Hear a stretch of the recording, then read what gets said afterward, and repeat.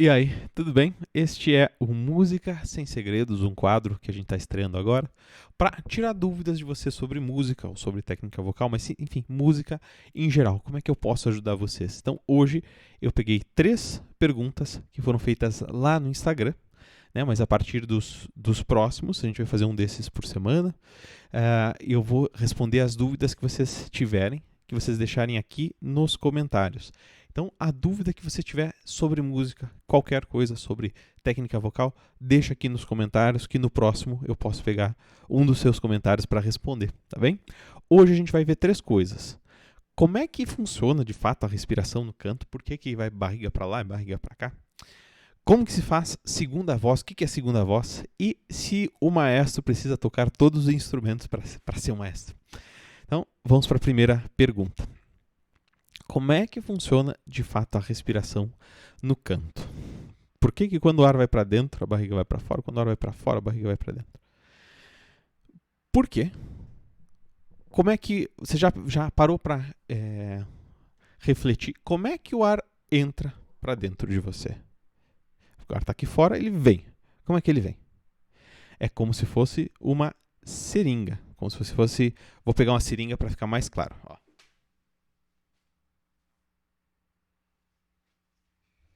Cá está a seringa. Mesma coisa, imagina uma seringa. Quando não tem agulha aqui, né? Mas imagina se tivesse uma agulha. Se você faz assim com a seringa, o líquido entra na seringa, certo? Se você faz assim, o líquido sai, mesmo que esteja de cabeça para baixo, mesmo que seja em qualquer posição. O nosso corpo, ele puxa o ar para dentro, mais ou menos com essa seringa. Tá aqui a seringa. Tem uma coisa aqui dentro de nós que baixa, como se fosse aqui o êmbolo, e o ar entra. Aí essa coisa sobe e o ar vai para fora. Essa coisa, tipo êmbolo, se chama diafragma. É um músculo que fica tem mais ou menos esse formato. Quando está relaxado, quando ele contrai, ele vai para baixo. Né? Então não é exatamente um êmbolo, mas é mais ou menos a mesma função. Só que ele faz assim, ele não faz assim, ele faz assim, ele achata e volta. Então, por que quando o ar vai para dentro, a barriga vai para fora? Porque quando esse músculo, que tem essa forma meio de guarda-chuva, ele vai para baixo, ele precisa de espaço. Né? Senão, ele não vai descer o máximo que ele pode, ele não vai descer da melhor maneira que ele pode. Então, é melhor que a barriga vá um pouquinho para fora. É a única maneira? Não. Né? Você pode expandir aqui, fazer com que o ar entre. Se você sobe aqui, se tem os músculos intercostais, as costelas podem se mexer, expandir e fazer com que o ar entre também. Mas o jeito inicial para a gente aprender a cantar é pensar aqui na barriga, nessa expansão, porque senão o ar não vai entrar da melhor maneira possível e nem na melhor quantidade possível. Né? A respiração por aqui pode... Entra o ar, claro, se faz aqui sem mexer a barriga, vai entrar. Mas esses músculos não foram feitos para isso, né? É uma respiração muito mais rasa e muito mais tensa. Pode trazer tensão para cá, por exemplo. Por isso que quando o ar vai para dentro, a barriga vai para fora. Quando o ar vai para fora, a barriga vai para dentro. Então, esse músculo, o diafragma, ele desce e o ar entra, como se fosse aqui, ó. Né? Diafragma, não consigo fazer com as duas mãos só. Desceu e subiu. E o ar vai para fora e o ar entra. Então, quando a barriga está relaxada, ela vai ajudar, vai permitir com que o movimento seja o mais completo possível e o mais relaxado. E aí a gente tem mais controle sobre a saída do ar. Né? Aí tem outros, controle dos músculos intercostais, manter as costelas abertas. Aí é uma questão para outro vídeo sobre o controle da saída do ar. Segunda pergunta de hoje, como fazer segunda voz? O primeiro... talvez até meio instintivo por reflexo, uma pessoa está num grupo e quer cantar, quer fazer um vocal diferente, quer fazer várias vozes. Né? A pessoa não quer cantar... quer cantar. Eu não consigo cantar 2 vozes ao mesmo tempo, então eu toquei, né?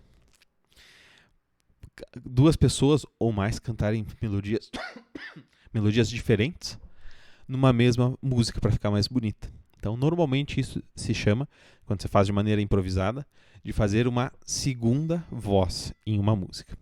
Para se fazer uma segunda voz, uma terceira, uma quarta, quinta, sétima, etc., tem duas maneiras de se cantar vozes extras numa música. Uma é uma maneira meio improvisada, você conhece a música, você conhece os acordes, você conhece um pouquinho de teoria musical e aí você consegue imaginar as outras vozes, normalmente é uma terça ou é uma sexta, acima, abaixo, enfim. Você imagina e vai fazendo. Isso é muito comum na música sertaneja, de fazer terças paralelas, por exemplo. Então, ou você imagina, você conhece um pouquinho de teoria musical, aí você, aos pouquinhos, vai desenvolvendo a habilidade de improvisar, de imaginar uma nota que não existe. Né? Você escuta.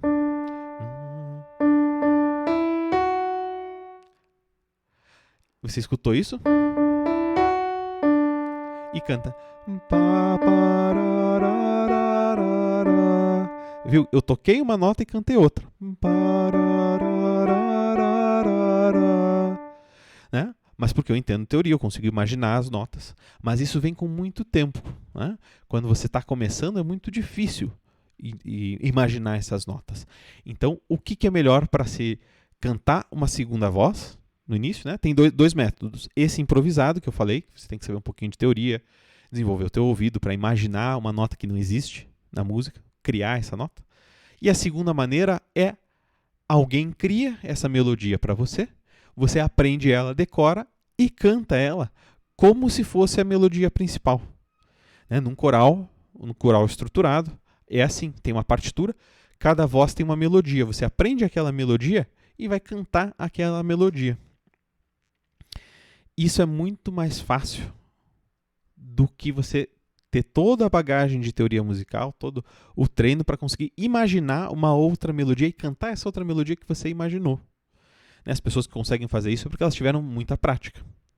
Se você está começando, o recomendado é você cantar em um coral em que as melodias já estão prontas. É só uma questão de você escutar, aprender bem ela e cantar enquanto você escuta as outras vozes. Isso é uma outra habilidade. Você aprendeu uma melodia, escutar outra e cantar que você aprendeu e não cantar aquela. Né? Uma outra habilidade. Mas isso vem com muito mais facilidade do que o outro caminho de tentar improvisar, tentar criar. Né? E quando você começa a fazer isso de ler, não necessariamente ler a partitura, mas aprender a música em coral, aprender as vozes, você começa a ter essa habilidade de cantar uma coisa enquanto escuta outra. E com o tempo, se você quiser, daí você pode praticar essa habilidade de improvisar novas vozes depois que você cantou várias vezes outras vozes. Né? E aí você pode conseguir fazer essa segunda voz. Então, resumindo, tem duas maneiras de se fazer uma segunda voz. Uma é improvisando e criando, imaginando essa voz que não existe através do teu conhecimento de teoria musical. E aí cantando, que demanda bastante estudo e bastante tempo de prática. Ou você canta em coral, aprende uma melodia pronta que alguém escreveu, né, que alguém que já tem essa habilidade foi lá e botou no papel. Você aprende com alguém que já sabe isso, decora e canta. Aí você vai fazer uma segunda voz, você vai fazer o soprano, vai fazer o contralto, tenor e baixo, qualquer que seja a sua voz. Tá bem? Então, esses dois caminhos eu recomendo que, se você não está começando, faça o primeiro. Entre no coral, cante no coral. Aliás, as inscrições para o Coral Nacional Virtual estão abertas, o link está na bio. Venha cantar. Terceira pergunta. O maestro precisa tocar todos os instrumentos? Sabe, isso é uma pergunta que faziam até na época da faculdade. Você faz faculdade de música para aprender todos os instrumentos, né? Primeiro que é impossível qualquer pessoa aprender todos os instrumentos e tocar muito bem todos os instrumentos. Você pode ter uma noção de vários instrumentos, ter tocado um pouquinho, mas assim, por exemplo, numa orquestra, pode até ser que o cara que toca violino ele consiga tocar viola, consiga tocar violoncelo no mesmo nível. É muito raro, raríssimo. Mas ninguém vai conseguir tocar todos os instrumentos no mesmo nível. Você aprende um pouco. Então, quando você vai reger um coral com uma orquestra, ou só um coral, você tem que entender muito bem do instrumento, mesmo que não toque. Então, Por exemplo, eu sei que o trombone, em determinadas notas, tem um volume. Sabe o trombone? De vara, né? Ele tem um determinado volume. O clarinete tem outro. Então, se na partitura está escrito que o trombone é fortíssimo e o clarinete também é fortíssimo, possivelmente, quando a orquestra tocar, a gente vai escutar muito. Se os dois tocarem muito forte, a gente vai escutar muito mais o trombone do que o clarinete. Porque o trombone é um metal e tem muito mais força. Então, você tem que saber, já tem que prever isso antes do ensaio, que não, nesse momento, tá, é um momento de clímax, mas eu sei que para os metais tem muito som, tudo bem, mas provavelmente tem que maneira um pouquinho aí para que o resto da orquestra apareça, para não encobrir todo mundo. E como é que eu saberia isso? Por ter estudado música, você saber como cada instrumento funciona, saber quais notas cada instrumento funciona, qual que é o som de cada instrumento em cada uma das notas, né? Falando um fagote, por exemplo. As notas graves dele tem um som, as agudas tem outro som, tem outro timbre quase, né? Ele muda. E cada instrumento tem suas peculiaridades, então você tem que saber sobre os instrumentos. Se você souber bastante sobre os instrumentos, né, no caso de um regente especialista em orquestra, aí melhor, muito melhor, porque daí ele consegue dar mais instruções. Quanto mais o maestro sabe sobre o grupo, os instrumentos ou as vozes que ele está conduzindo, melhor vai ser. E caso ele não saiba, puxa, tem um instrumento lá que eu não sei bem como que vai soar nessa música, como é que eu trabalho, aí ele pergunta para algum instrumentista que sabe, e aí vai aprender. Nessa maneira, as cordas é melhor tocar dessa maneira para que isso funcione bem. Então o maestro não precisa, ninguém precisa tocar, e é impossível tocar todos os instrumentos. Mas a gente tem que entender sobre eles, saber, quanto mais você souber, melhor. E se por acaso você não souber sobre algum determinado instrumento, você procura ajuda com algum instrumentista da orquestra que sabe, puxa, como é que eu faço esse pedacinho? É assim? Aí ele te ajuda. Por isso que existe Spala na orquestra, né? O Spala é o violinista principal. Ele pode definir ou ajudar o maestro a definir as arcadas, tirar dúvidas tanto dos instrumentistas quanto do maestro, quando o maestro não toca um instrumento de cordas. E então é isso, o maestro não precisa tocar todos os instrumentos, mas tem que saber o máximo possível de todos os instrumentos. E sobre voz, né? Quando o maestro é especializado em voz, em coral, como eu sou, né? Então é isso. Dúvidas para os próximos Pergunte ao Maestro? Deixa aqui nos comentários e aí, aos pouquinhos, em cada vídeo a gente vai respondendo algumas, tá bom? Um abraço, até mais, deixe o seu like, inscreva-se e até mais.